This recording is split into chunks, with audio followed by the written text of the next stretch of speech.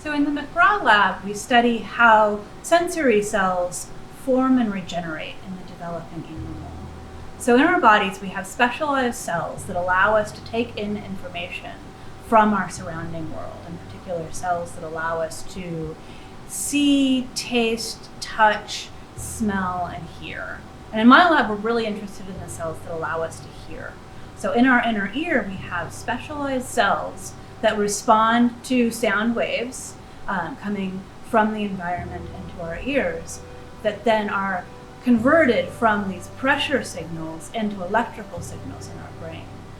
And in humans, when those sensory cells are damaged, we're not able to regrow them. So we are using animal models to understand how these cells can regenerate in some systems and how we might use that information to understand how these cells develop in humans. When our sensory cells are damaged, we can't regenerate them.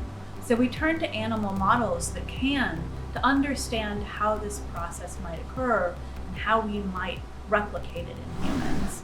So in my lab, we use zebrafish as a model organism because they're able to very robustly regenerate sensory cells, and particularly the sensory cells involved in hearing. And so in the lab, we can use techniques like CRISPR-Cas9 genome editing to create mutations in genes that affect sensory cell development and regeneration to understand how these processes are regulated. We also use microscopic techniques to look at cells in both fixed and live animals, in particular using time-lapse imaging, to see how cells behave during this development and regeneration process. One of the most important things that I look for in a student is curiosity. All of the techniques we learn in lab, all of the scientific background, those can all be picked up as things go along. But I think curiosity, a willingness to learn and try new things, and engagement is really the things that are going to be most important in a student.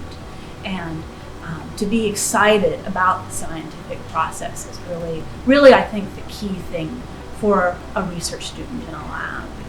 And I, in my mentorship, try to work with that enthusiasm while at the same time providing all of the background information about basic techniques and basic science to help the student forward their genetic experiments. It's really nice working with Hillary McGraw. It's been actually a wonderful experience. She's an excellent mentor. I've been able to really talk through my thoughts on experiments and bounce ideas off of her. She's been very, very accepting of mistakes and has helped us through different troubles that we've had and troubleshooting, which happens a lot in science. Her expertise is also different than mine, so that's allowed me to learn more about specifically the model system we use, zebrafish, and as well as the systems she's used and studied for quite a while. Kansas City is a city in Missouri that I grew up in.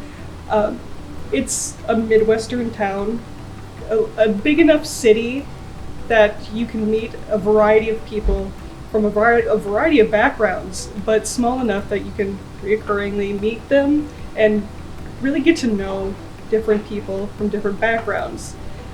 We have some really cool resources that you can also do. The Nelson Atkins is a wonderful source for different worldly arts, and it's an excellent place to go with these people that you know for just an afternoon.